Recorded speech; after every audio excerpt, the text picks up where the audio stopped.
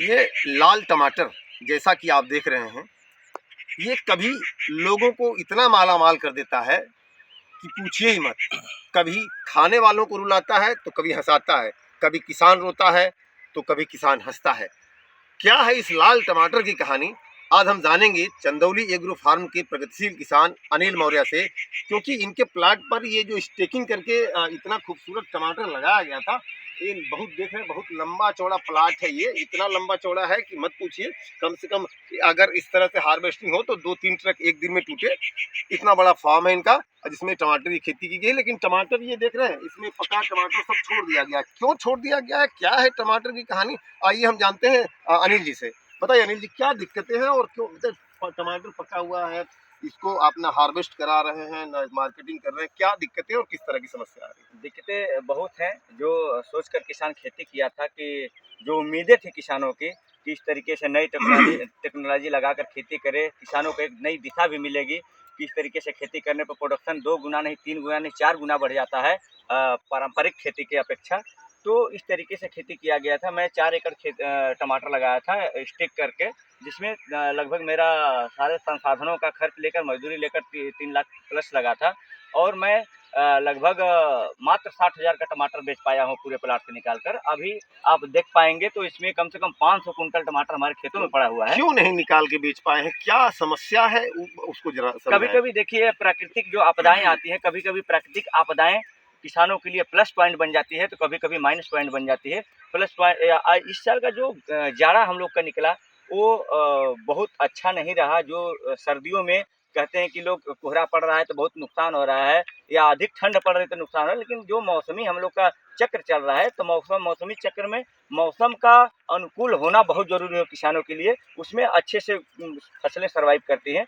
इस साल अधिक आपका कोहरा न पड़ने की वजह से, अधिक ठंड न पड़ने की वजह से जितने भी फसल थे बहुत अच्छे तरीके से सर्वाइव किए हैं। टमाटर की फसलें जो हैं, जाड़े की फसलें, तो हर जगह मतलब जो भी किसान लगाए, कोई भी किसान कोहरे से, पत्थर से, ओलावृष्टि से कोई बर्बाद नहीं हुआ। सारे लोगों की फसलें तैयार हुई और उत्पादन इस साल ज़्यादा हो गया। इसकी वजह से मंडियों में माल कम बिक रहा था। उसके बाद कुछ कारण ऐसे भी हैं इस साल, जो हमारे कुंभ का जो दौर चला इस साल, महाकुंभ का जो दौर चला, उस 45 दिन के कार्यक्रम में, महाकुंभ में, इसमें जो जगह जगह जगह रास्तों का ब्लॉकिंग हो गया, इतनी भीड़ थे कि जो अपने क्रियात से, अपने एरिए से जो माल बाहर जाता था, वो माल बाहर जाना बंद हो गया और अपने क्षेत्रीय मंडियों में ही सारा माल का माल पूरा डंप हो गया पूरे मंडियों में। इसकी वजह से रेट कम मिला। लगभग एक दौर 45 दिन तक चला। उसके बाद किसानों की उम्मीदें जागी कि चलने के बाद, ख़त्म होने के बाद हम लोगों को रेट मिलेगा। उसके बाद तब तक आ गया मुसलमान भाइयों का रमज़ान का महीना, 1 महीना चला। तो इसमें भी लोग जब दिन भर भूखे रहें तो इसमें भी बहुत सारे समस्याएँ, लोग खाना बंद कर दिए टमाटर। उसके बाद भी उम्मीदें जागी किसानों की, चलिए अब रमज़ान के बाद फिर रेट मिलेगा। फिर 9 दिन का नवरात्रि तत्काल शुरू हो गया, उसमें भी लोग व्रत रहना शुरू कर दिए।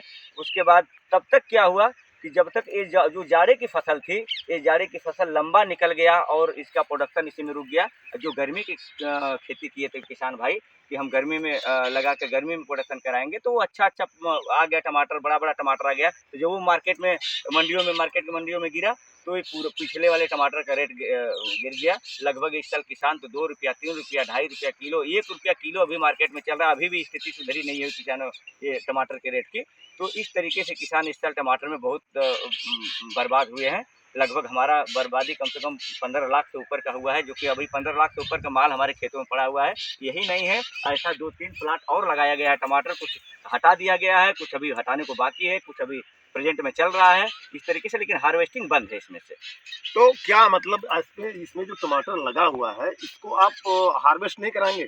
हार्वेस्टिंग नहीं कराएंगे। अभी हम एक यूनिट लगाए हैं, सोलर ड्राई यूनिट, जिसमें टमाटर को काट कर सुखाने का प्रक्रिया है, सुखा के पाउडर बनाने का प्रक्रिया है। अभी तो शुरुआत किया गया है उस पर भी हम लोग काम कर रहे हैं कि किस तरीके से इसको पाउडर बनाकर मार्केट में उतारा जाए, मार्केट में क्या इसकी वैल्यू आएगी, उस तरीके से देखा जाए।